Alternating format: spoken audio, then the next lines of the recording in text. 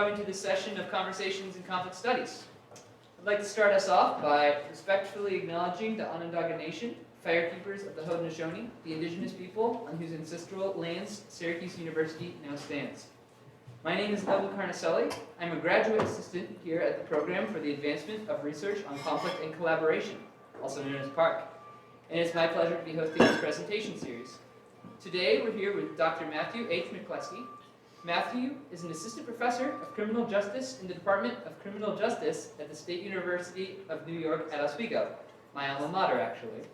He recently finished his PhD in sociology with expertise in critical criminology, urban studies, and intersectional inequalities at the State University of New York at Buffalo, where he was an advanced dissertation fellow at the Humanities Institute and a research assistant in the Baldy Center for Law and Social Policy in the School of Law.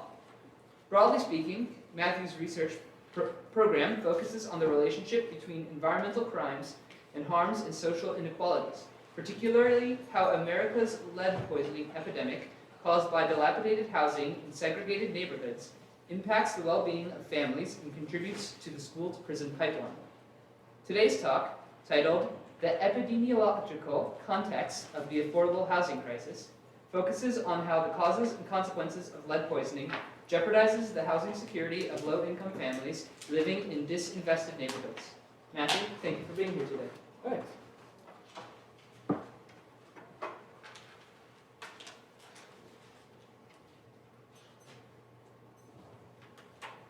Thank you for having me here at PARC today. It's always interesting hearing the things you're used to saying being told to you. So thanks again for having me. My talk today is the epidemiological context of the affordable housing crisis, and this is a piece of an article which comes out of my dissertation program and research program, and that I recently received a revisal to be submitted on. As an urban sociologist by training, I'm interested in the causes and consequences of concentrated disadvantage faced by impoverished communities. I draw on theories of the reduction of urban poverty and social disorganization theory to understand the role of environmental crime and harm caused by state abandonment of disinvested neighborhoods. I use the ongoing threat of lead exposure seen in this photo to illustrate the complex relationship between medical institutions and the regulatory environment and how they converge to reproduce and exacerbate inequalities in these neighborhoods. Not just tenants, but landlords too are impacted by weak housing policy, a topic in a chapter I have coming out in a collection called Essays of the Sociology of Housing. Lead exposure is ultimately an environmental justice issue. It reduces the quality of life for vulnerable families in what are honestly toxic neighborhoods. I focus on how lead contributes to the school-to-prison pipeline, for example, a topic I'd like to continue researching in Syracuse, continuing my research in Buffalo, since I'm now in central New York. Today I'll focus on a specific part of my research, the relationship between threat of lead exposure and housing instability specifically. The lived experience of the threat of lead exposure, not just lead exposure itself, can occur from the dilapidated housing seen here in this photo. And this is one that I took myself during my field work in some of Buffalo's poorest neighborhoods, largely on the east side and some on the west side. While public health scholars have focused on the physiological effects of lead exposure in children, I focus on the continued threat of avoiding lead exposure, a problem severely impacting the ability to maintain stable housing, and I relate it to ongoing concentrated disadvantage in these neighborhoods.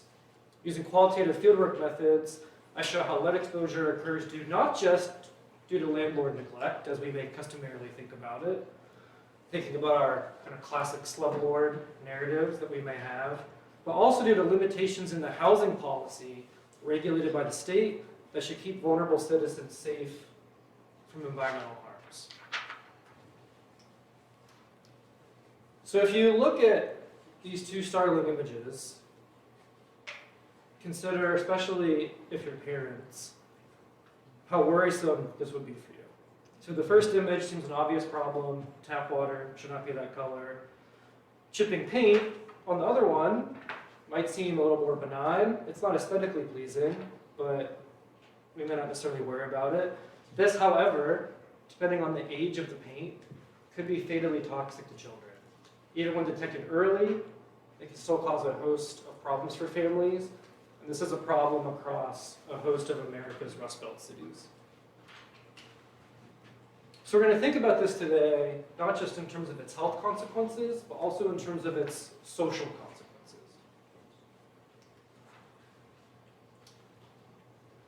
Most of us probably initially learned about lead in 2015, when the lead water crisis in Flint broke into the national news.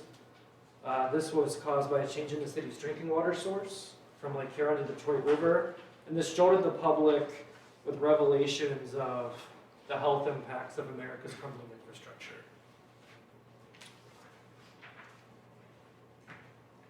Initially used in industrial and building materials, lead poses numerous dangers to childhood well-being. It continues to be a serious social problem because it can cause physiological consequences for children, notably neurological defects and behavioral irritability if left untreated. So pathways to lead are not just through water and piping, as we learned about in the Flint case, it's also through paint, dust, and soil in old homes, especially those built before 1950. Federal regulations limited lead content in 1972, banned it in 1978, but its traces persist throughout urban centers. So therefore, lead continues to be a risk lurking in urban neighborhoods after deindustrialization and disinvestment.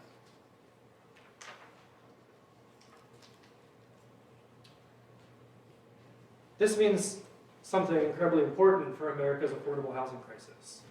Millions of low-income Americans pay 70% or more of their income for housing as rent increases while wages remain flat. Construction of affordable and sustainable housing meets only a fraction of the need that we have. Rising rents impact poor, low-wage earners, the elderly, African Americans, and other ethnic minorities the hardest. So due to the unintended consequences of legacy building materials like lead, the private rental market, and even some public housing puts these already vulnerable tenants and their children at risk of lead poisoning. So the affordable housing crisis is also a health crisis.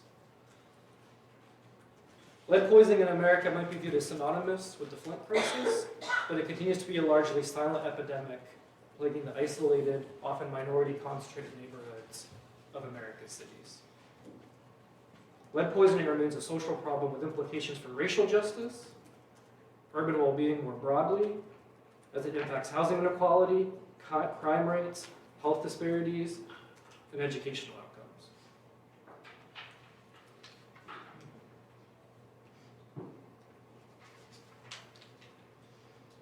So as I mentioned, lead doesn't just impact children, it impacts the entire family unit, something I discussed throughout my dissertation work. Even pregnant mothers, if exposed to lead, can have potential health problems. So this is a toxin that really permeates the environment. It can also greatly impact the elderly, for example. So if someone is vulnerable, both socially and physically, then this can be a huge problem.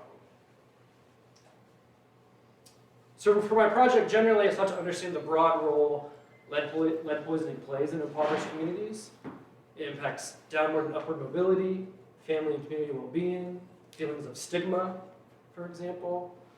And so today I'll focus on specifically safe and healthy housing. So my research question here is, how does lead poisoning play a role in the housing insecurity specifically faced by families in impoverished neighborhoods? So in terms of America's affordable housing crisis, thinking in terms of eviction and loss of housing specifically, I think lead poisoning plays an important unexamined role in these processes. So we've learned a little bit about lead poisoning as a social problem. I'm going to review a little scholarship to show where my intervention is, tell you about my study design, show you a few of my findings, or a selection of my findings, and I'll give my conclusion, and And there should be another bullet, which would be, of course, time for your questions, which I'm looking forward to. In terms of the reproduction of poverty, lead exposure is also a dimension of structural racism. This is a social problem that does not impact all parts of the population equally, as this chart illustrates. It impacts marginalized communities especially, and therefore exacerbates intersectional inequalities. Because toxic decades-old paint lingers in impoverished neighborhoods and dilapidated housing, exposure can occur through a host of sites in the child's environment. It's obvious to think of paint on the outside, chipping into soil, but up at the windowsill, when you open and close it, small paint flecks fall both inside and outside. If you have carpet, it gets into the carpet, incredibly hard to remove. So when we think of chipping paint, we generally think about it on the outside. We see it when we're driving by. But in dilapidated housing, the inside of a house can be just as dangerous as the inside.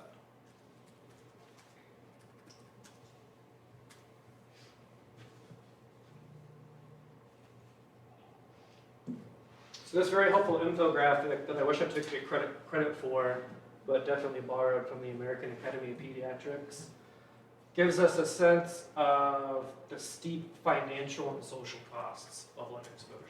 And I'd like to point us to a couple places. One, over 500,000 preschool children are considered to, at any given time, have enough lead in their bodies to merit immediate medical intervention. This is a loss of 23 million IQ points. So you can see from a health perspective and a learning perspective why, of course, this is so serious. But I'm going to show us today that for families themselves, there's also a significant problem, and how they deal with this problem, and also how they prevent being exposed to this problem. So in my research, I draw from urban sociology and urban studies specifically, and I had us thinking about how urban poverty is a gateway into lead exposure, particularly due to the relationship between concentrated poverty and dilapidated housing conditions. Rent burden, as many urban sociologists have recently shown, often causes families to have to move, and often into lesser housing.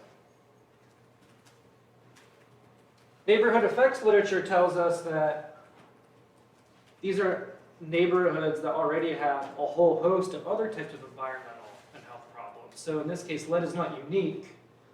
It is one part of a broader neighborhood situation that is toxic and detrimental to well-being.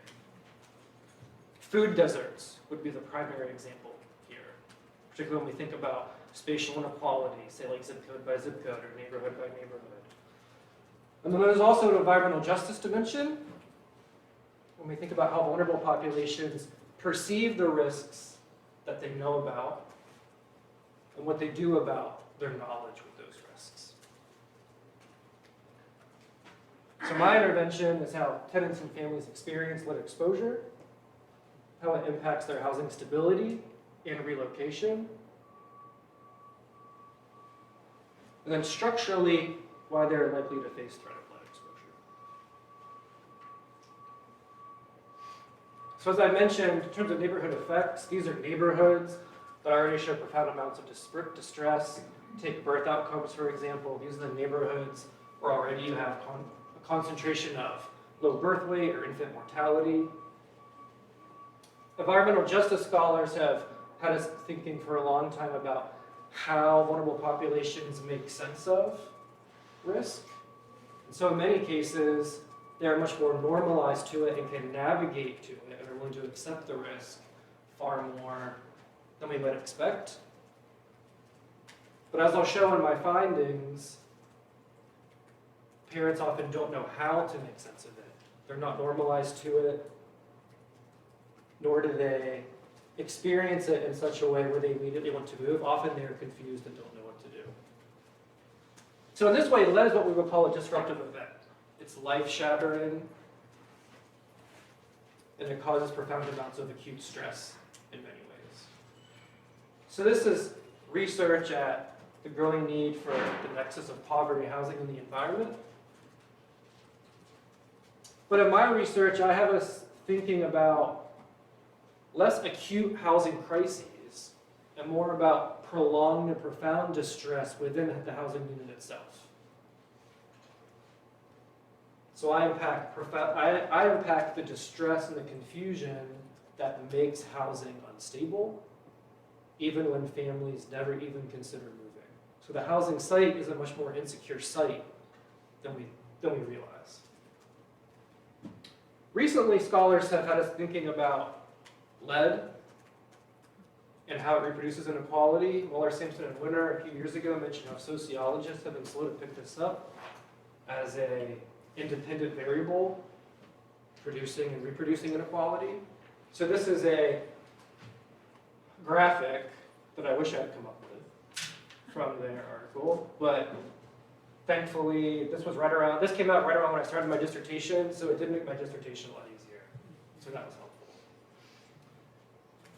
So I argue that the regulatory environment, so you see here where it says enforcement practices and housing laws, the things that should keep tenants safe from lead exposure can cause further stratification, even when there is not exposure to lead, therefore causing hindered child development and hindered adult well-being.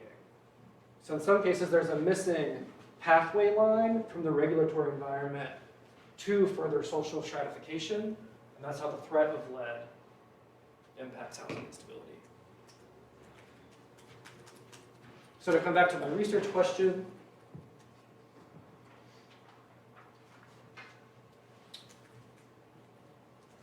I'm interested in how lead poisoning plays a role in housing insecurity faced by families in impoverished neighborhoods. And so in the charts I used earlier, we saw some demographic breakdown about lead exposure. I capture in my research some of the lived experience invisible in statistical data. And I've used this to build a research foundation where I think about lead in terms of family emotions, family stigma, neighborhood stigma, landlord burden. So I unpack it as a social problem.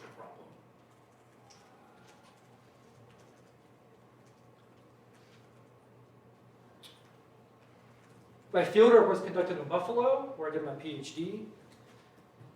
It provides a case of the intersection of industrial decline on the one hand and racial inequality on the other.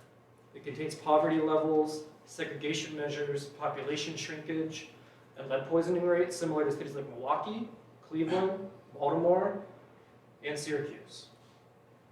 While Flint brought this social problem national attention, Buffalo provides an exemplary case for interrogating lead. It was described recently as ground zero in an article in Reuters. Its most important aspect is how it in many ways represents failed housing policy. So this is a lead waiver. In many cities, the public health department does not do a pre-rental inspection when new tenants move in. They sign a waiver waiving any legal right to sue their landlord for potential lead exposure. It is up to the tenant to negotiate with their landlord about a potential lead threat. Families often receive pamphlets from their school system notifying them about how to identify these problems in their housing. So in this case, lead is a problem responsibilized to the parent, rather than, say, the landlord or the state. So in this way, children, when diagnosed, are often the diagnostic tool. In New York, lead testing is required by pediatric testing. So in many cases, it's a child's lead diagnosis that provides the impetus for calling the public health department in a landlord abated lead. So the general legal infrastructure in many cities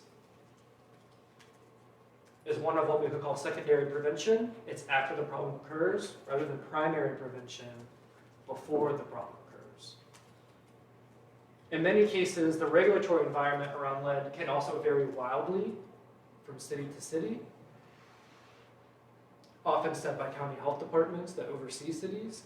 So in this case, the regulatory environment is not just weak, but it's varied.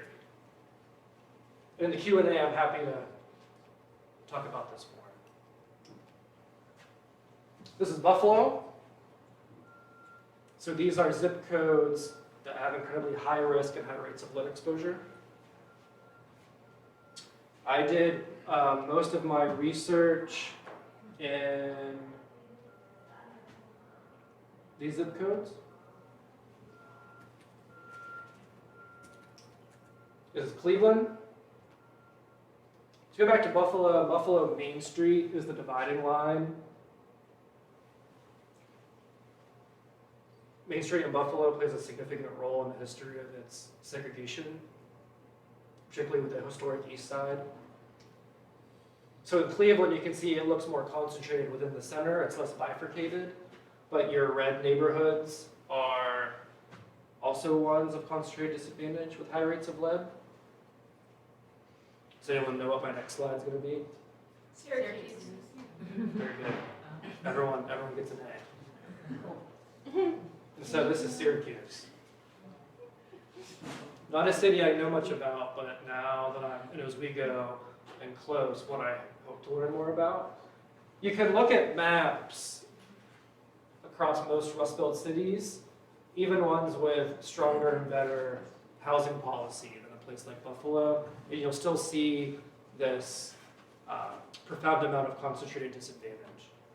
You could make a whole book of maps of lead poisoning rates, and for Rust Belt cities, they'll all have this stark nature to them to some degree. So my study design, I had a couple different sampling frames. Children who had been exposed to lead, who were diagnosed with a high BLL, or blood lead level, but also families who avoided threats of lead exposure. So it's not just lead exposure, but the threat of lead exposure. And I recruited my respondents. I worked with a number of community-based organizations, which I'll talk about a little bit, and I'm happy to go more in depth on in the Q&A if anyone is interested. For this particular part of my research, I had 35 respondents. My overall research program has roughly 60. That includes landlords. That's a different talk. So I worked with Head Start. There are 6 Head Start locations. Head Start is a free pre-K program run by the Department of Health and Human Services. Not coincidentally, their locations are in all the major zip codes of concern that you saw on the Buffalo map. I also worked with Lead 716, which is an early educational intervention firm that's part of the Disabilities Association of Western New York. And so they provide educational intervention for children who have already been diagnosed. My respondent breakdown, you can see that the respondent breakdown in many ways matches the demographic breakdown that we would expect of an impoverished, minority concentrated inner city neighborhood. Roughly half my sample had a child diagnosis compared to avoiding exposure. 10 relocated because of lead specifically, either threat of lead exposure, like a neglectful landlord refusing to abate, or because of an actual child diagnosis. When we think about intergenerational care burdens, 3 of my respondents were grandparents.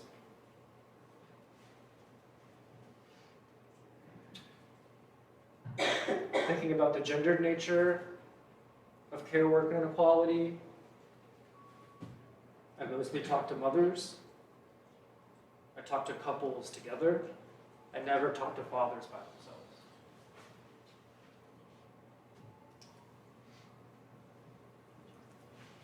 So, do I have any questions so far before I jump into my findings? Yes, sir. How closely correlated is those zip codes with the age of the house and stuff? They're essentially synonymous with each other.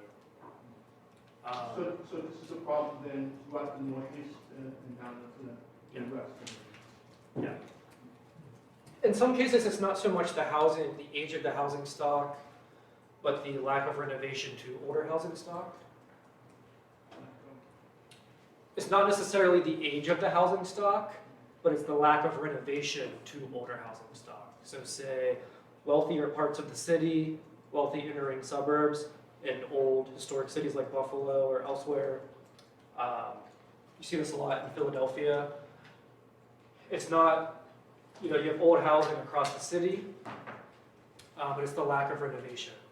So there are wealthy homes in inner cities, in inner-ring suburbs, for example, that of course have been renovated, so they're not a lead risk. For those relocations, does the local government assist with relocation costs? Because moving is expensive.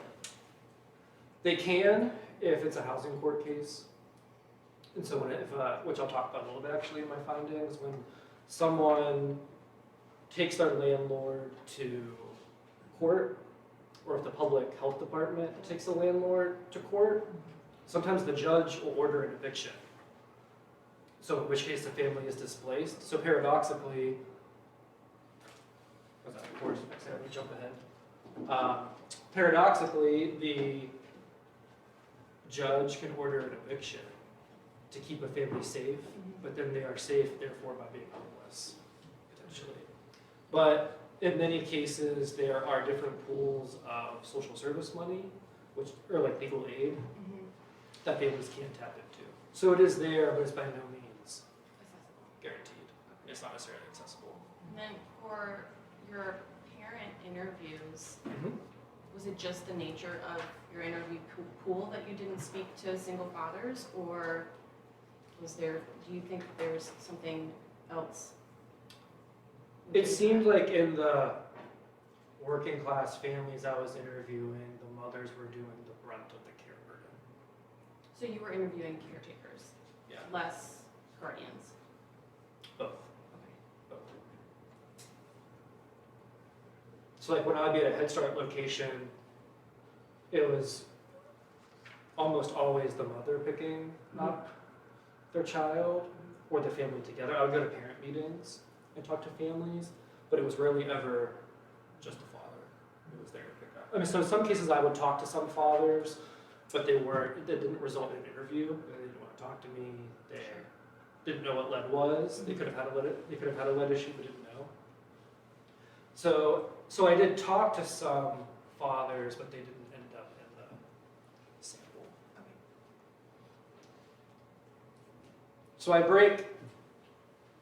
So to jump into my findings, I think of this as a process, and there are different stages of the process that starts with uncertainty in the home, results in insecurity in the home in terms of not knowing whether to move or not, or where to move, or can they move. And then of course there's instability, which is when you have to move, and often move under duress.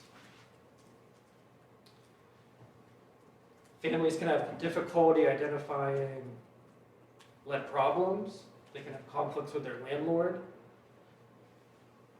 So I show that access to safe and healthy housing can be a major barrier to stability for families.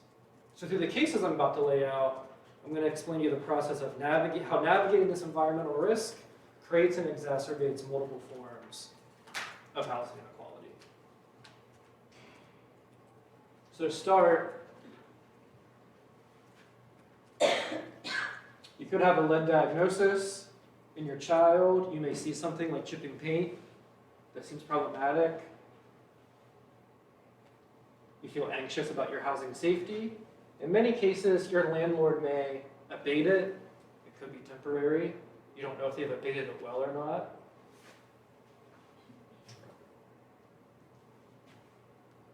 So Angela has more than one child who's tested positive for lead poisoning, and more than once, though thankfully they were at low levels. But when I asked her about the experience with lead in her home, she described how it's worrisome when you're not sure where it's coming from. and if your other children may have elevated levels. And so when I asked her where she thought it might come from, she said, I believe it's from the front porch, the paint's shifted off very badly, and all the landlord does is repaint once winter breaks. So in many cases, there's an issue of seasonal deterioration at play. So on the one hand, this is a landlord burden. It's difficult to keep housing safe. On the other hand, you have to trust that your landlord is doing what they say they are doing in the sense that you are now safe, but you don't know for how long you might be safe. She described how all the landlord does is repaint once winter breaks.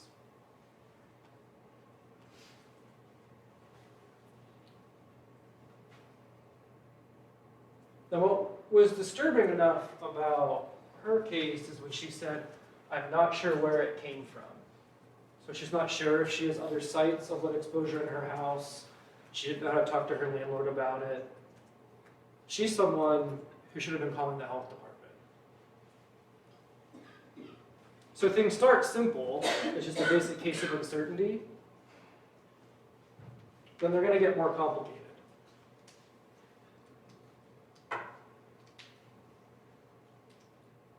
So these are supposed to come out one at a time. I don't know, something got lost in translation. So I'll just walk you through it.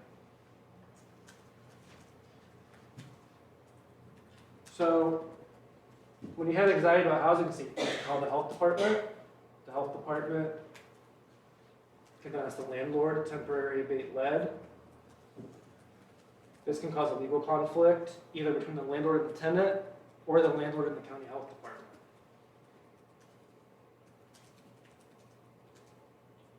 The county health department may say that your housing is unsafe.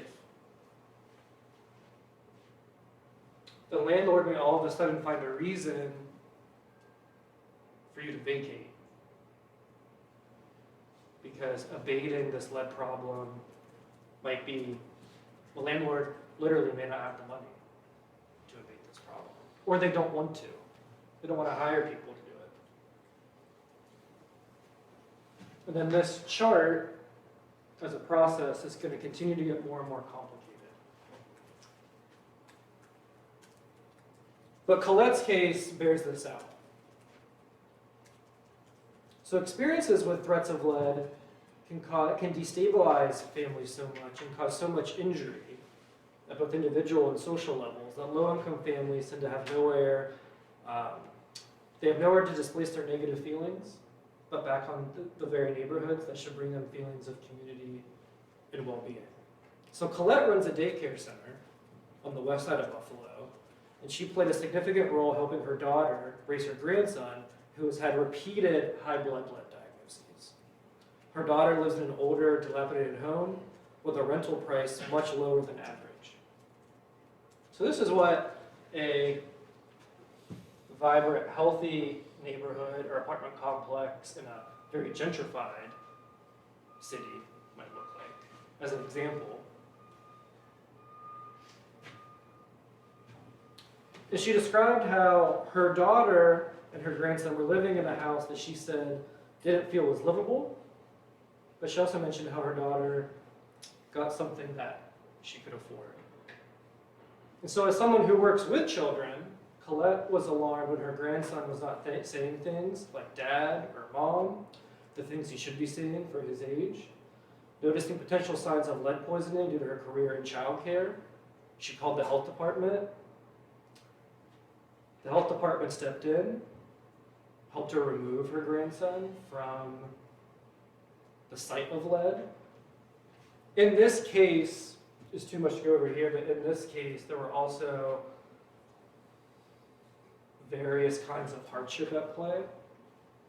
And in a follow-up interview, I learned that Colette actually ended up with legal guardianship of her grandson, because in some cases,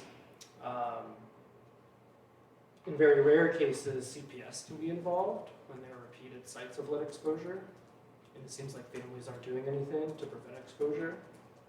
So this was one of the more, this is one of the more tales of trauma that I experienced in my research. So So the health department stepped in, told her what she needed to do to help remove her grandson from a site of lead exposure. In an older housing like this, in cities like Buffalo, like I mentioned, tenants sign lead waivers, often not reading the lead waiver, not knowing what they might be potentially signing into.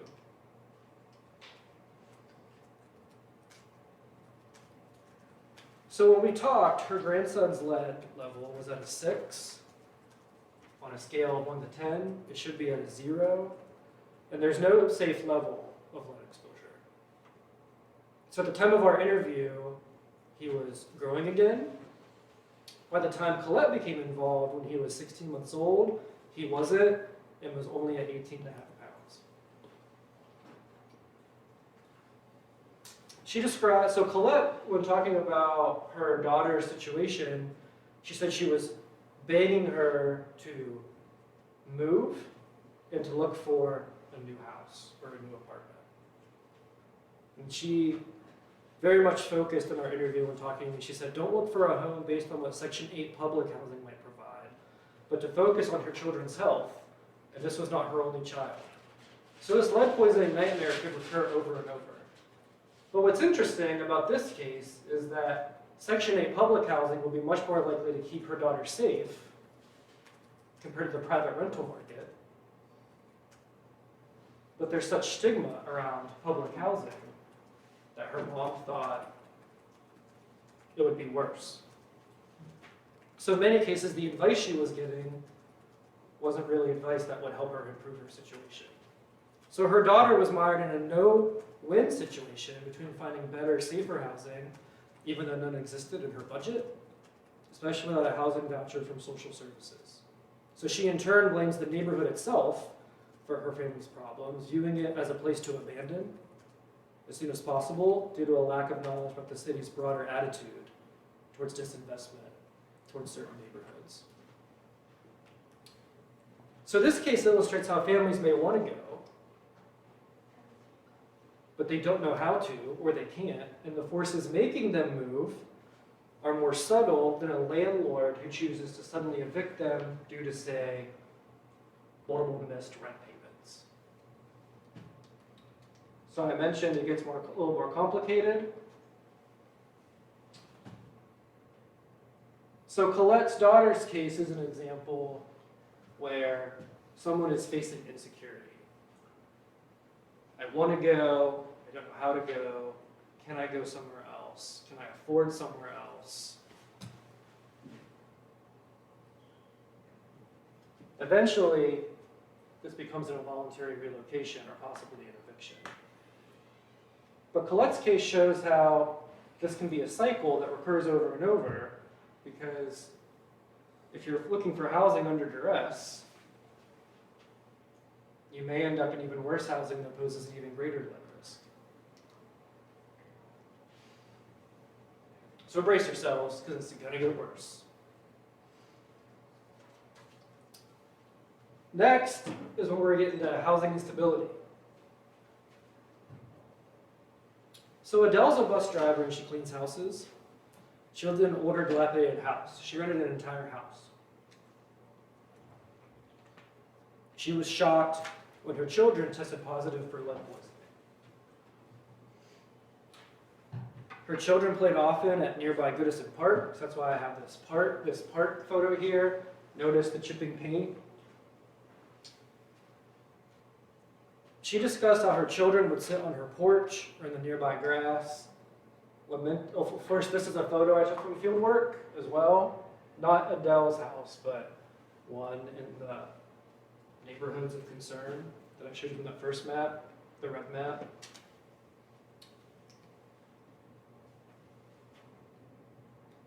So she discussed how her children would sit on her porch or in the nearby grass, lamenting how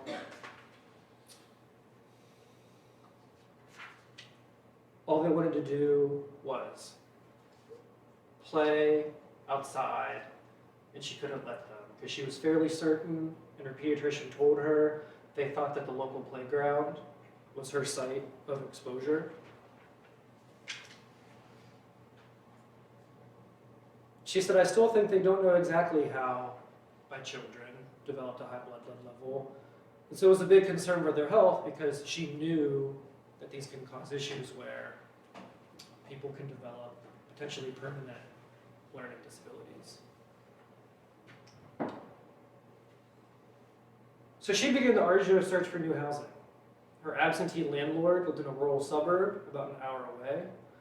He would just hire workers under the table to come and fix the house occasionally, but he was not keen on making substantive renovations, unless it was a major issue like a water leak or collapsing foundation. Adele talked at length about how finding new rental housing is much harder than it used to be. Compared to a few decades ago, landlords require now appointments, credit checks, proof of income. Struggling mothers like Adele must compete with numerous other applicants competing for the same living space, for example. She recalled how she was searching for a new place to live while dealing with kids who just wanted to go outside and play like normal kids. And she said, but I was just too afraid they would be exposed to it. So when asked about the difficulty of finding new housing under duress, she commented how I had to save up for rent and a deposit for a new apartment. I knew I was going to move without a 30-day notice. I knew my landlord wasn't going to give me my deposit back. And then with finding an apartment now, she said it's more complicated. She went on to state, so this is my scary absentee landlord picture, which is John Walters, if any of you are familiar with him, which I thought was the best picture of a caricature of an evil landlord. But she stated how she wished there was a program where you could actually go to a landlord's house and check and see if they were up to code, because at least the tenants would be able to live in a house that is safer. But anybody pretty much can be a landlord. Those are her words. And have their house in whatever condition. As long as it looks good from the outside, she said, doesn't really matter how it is on the inside. So her absentee landlord was inattentive to her concerns. She already called the health department on him numerous times. But she ultimately moved to a lower middle-class inner-ring suburb on the other side of town. She moved from the west side to South Buffalo. So she gave up her entire social network, all of her support system. Her children had to change schools, her neighbors who she knew. So she uprooted her entire life to remove her children from this toxic threat.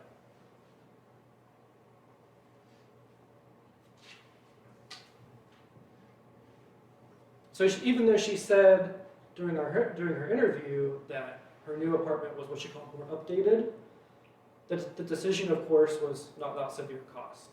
We know moving is hard, is traumatic for anyone, especially under duress. So she was lucky in that she did not have a repeated threat of lead exposure, but this hash mark shows that this is a cycle that can recur over and over. So this is why this is an epidemiological dimension of the affordable housing crisis. That's why it's an epidemiological dimension of the reproduction of urban poverty. So Adele's case falls into a category of what DeLuca, Wood, and Rosenblatt call reactive mobility, how a process of a housing search can be compressed by the urgent need to get shelter, shortening the time window within which reactive moves are made, and straining households already struggling to make ends meet. So these risks posed by lead poisoning due to urban decline include the search for and continued assurance of healthy, secure housing. Adele was less concerned with finding to go to school or more recreation opportunities for children, the general responsibilities that we generally think of if we're parents when it comes to our children. She was under duress to just find adequate shelter. So I aim to show here how housing and public health remain interconnected. In conclusion, well-being depends on stable, decent housing. Lead as an environmental threat allows for opportunity to ask a number of key sociological questions. and those that are of great concern to urban poverty, neighborhood quality, affordable housing. So I show here how this environmental dimension to the recent resurrection of housing inequality as a primary area of social research remains an unexamined dimension of America's affordable housing crisis.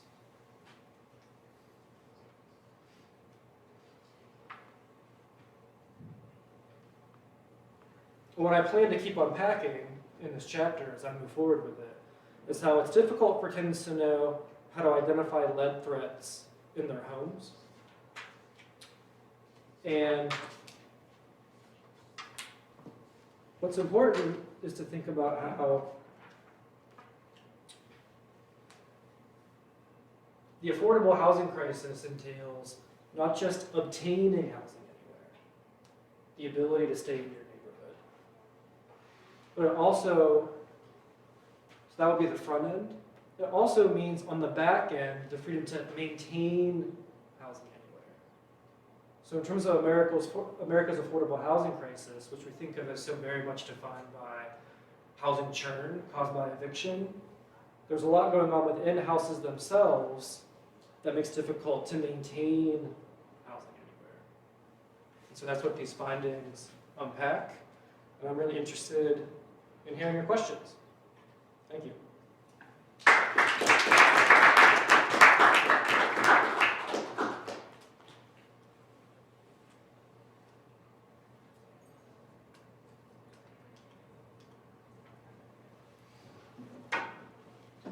I'm going to come back to here because this might be the easiest thing to unpack in terms of thinking about this as a process for questions. Yes, ma'am. Hey, Matthew. Thank you. This is great. I want to come back to the regulatory environment and just ask you, what do you think the possibility is of putting the onus of responsibility back on landlords, as opposed to putting the onus of responsibility on parents, who are the only ones? I mean, lead poisoning happens all the time, but it's only, as you said, it's only diagnosed in pediatric appointments. So there's been some kind of innovation among community groups to try to expand the testing, how the testing happens. But from a policy perspective, it's landlords, right? It's landlord accountability for the conditions of housing. And so I'm just wondering what you think, just in general about that. So cities facing, so in our ideal world, cities, counties, the federal government would pump a lot of money into new, green, affordable housing, whether in the private rental market or the public sector. But in cities facing austerity, that are already facing major budget crunches from long-standing white flight to suburbs, I mean, there just isn't that type of capital. And so in many cases, what some cities have done is they've changed the pre-rental inspection. So Buffalo just did this just before I moved. Rochester actually did it decades ago. It was considered like a model for across the country about small regulatory mechanisms to put in place that at least implement some primary prevention. In Detroit, they tried to implement the same type of pre-rental inspection. So before a tenant moves in, the public health department has to sign off that it's a safe place to live. But then there's the issue of, well, when do they come back? How often do they have to come back? How often does the landlord have to get it inspected? What if that tenant lives there for 10 years? But at least as a pre-rental move, that is a form of primary prevention. Detroit tried to do that, and landlords said they were just going to sell their properties and quit because they feel too financially squeezed, and they already feel financially squeezed. So in many cases, the regulatory environment is defined by really a tension between cities trying to meet the basic needs of their most vulnerable people and landlords' economic incentives, and they are in many cases a large part of the business class of cities. So landlords often advocate to keep housing policy as it is. But the primary rental inspection has been passed and been successful in lowering lead rates. in a number of cities, but it still doesn't. It's great when people move into an apartment, but that's only one specific part of housing tenure and housing vacancies.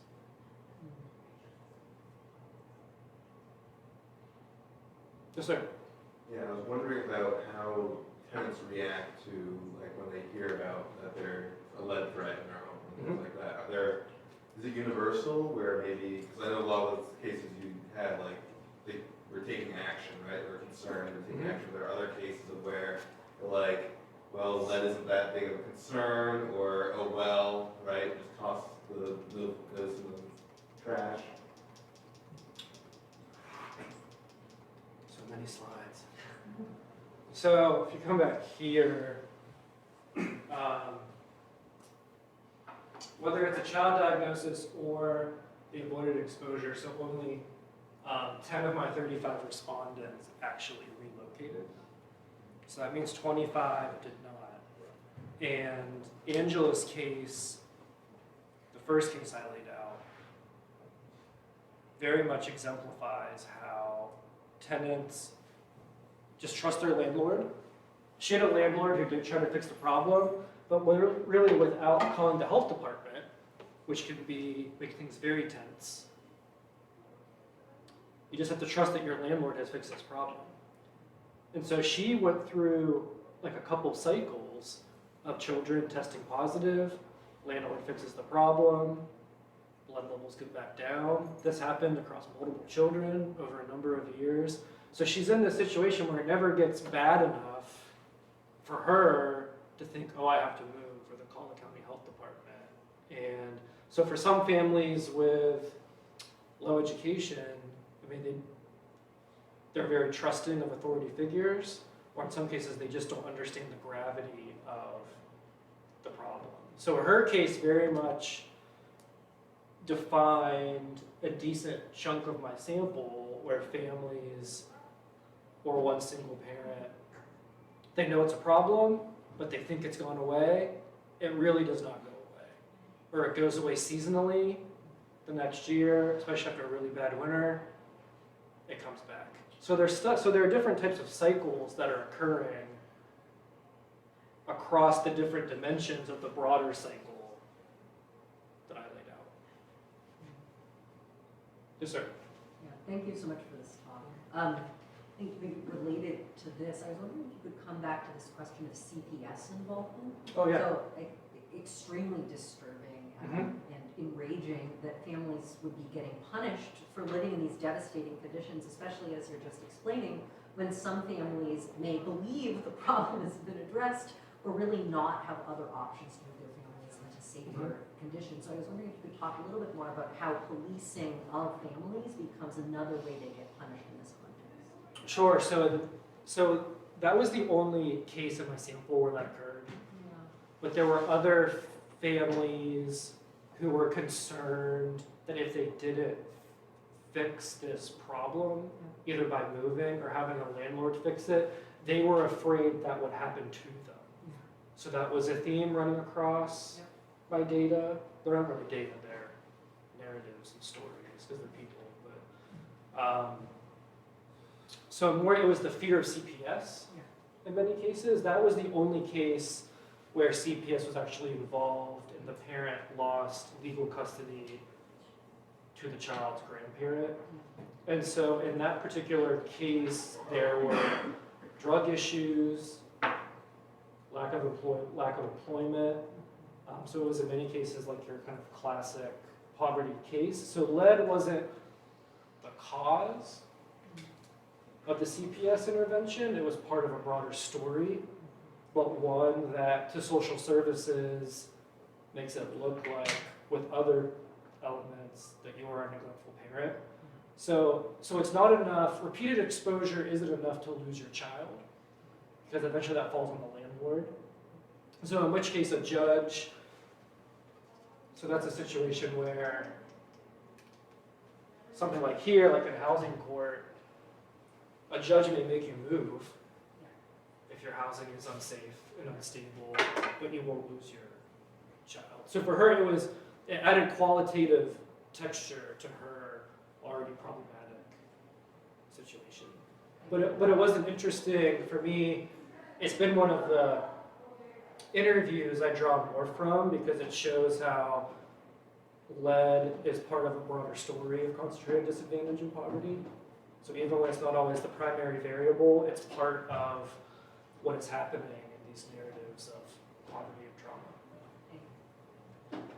trauma.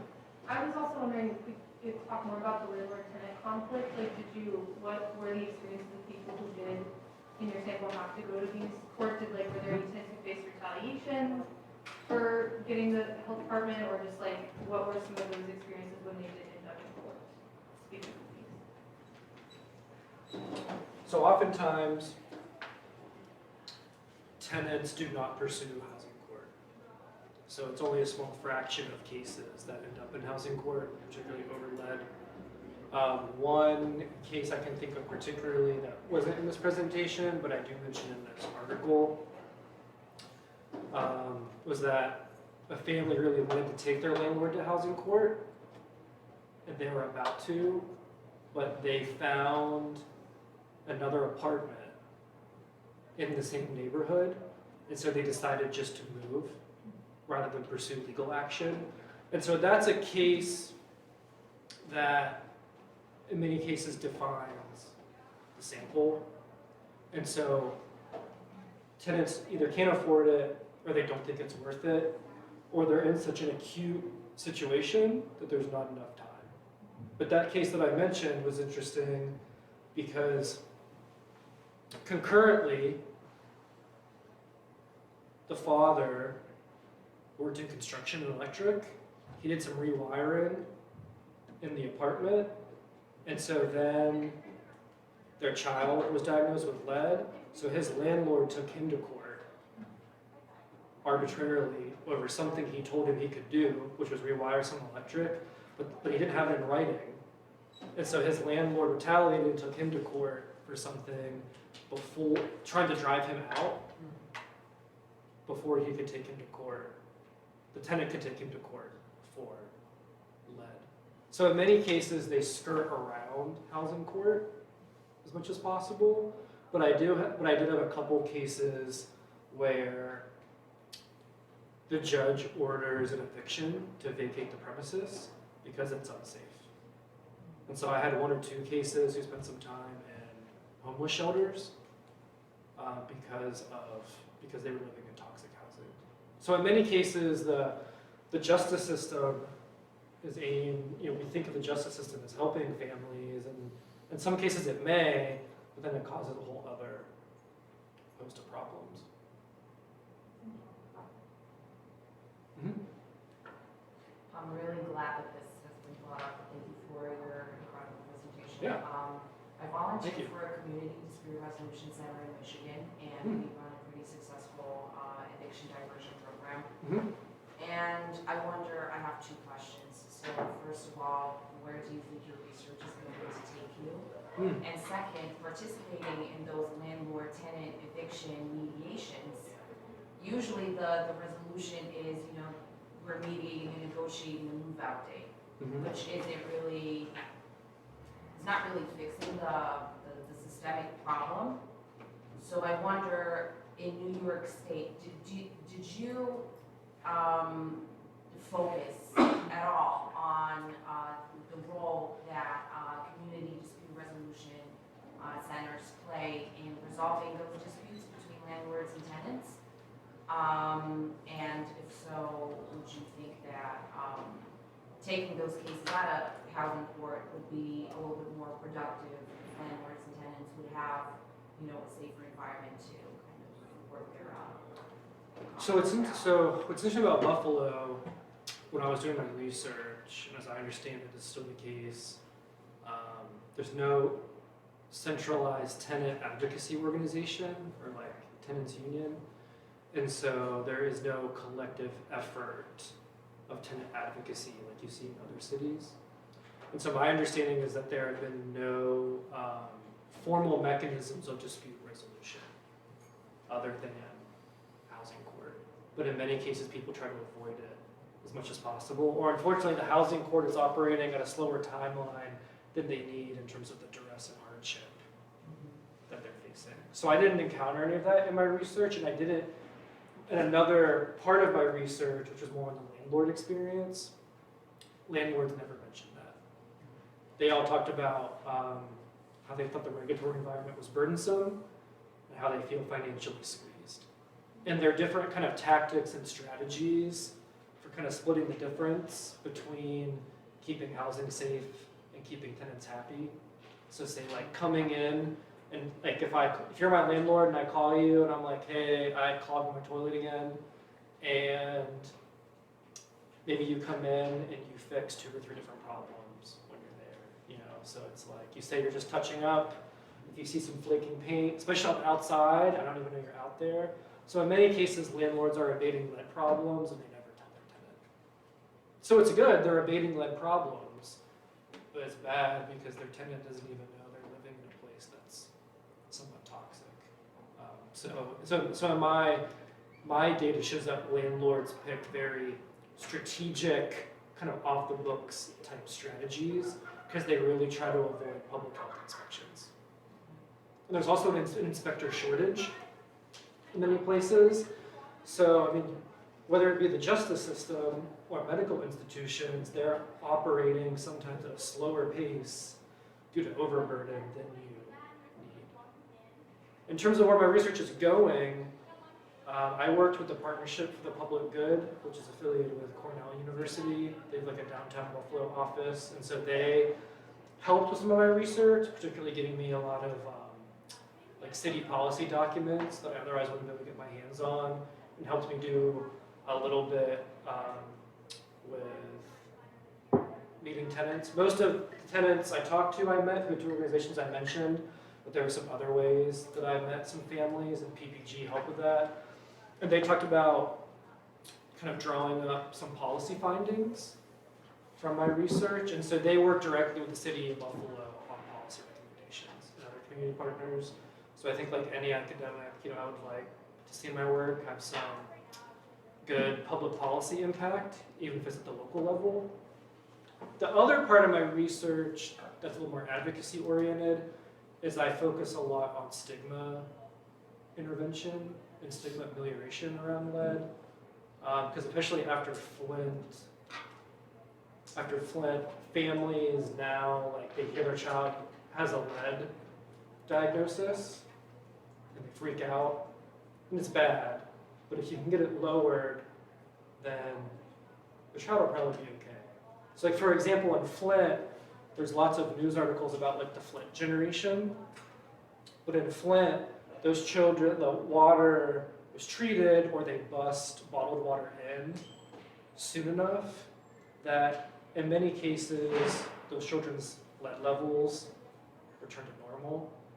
And so now, whenever a child in Flint exhibits some kind of behavioral issue that is totally normal for a 5-year-old or a 7-year-old, there's this assumption, well, it's a Flint kid, like they're lead poisoned. And so that the entire generation of children in Flint is stigmatized, and any type of behavior they show, like irritable or aggressive behavior they show, is seen as potentially much worse than it really is. So another part of my work I do on stigma intervention. I presented 2 years ago at like a social work conference on stigma, specifically at Howard University. And so it was kind of like social work healthcare training on lead, so that's kind of that part.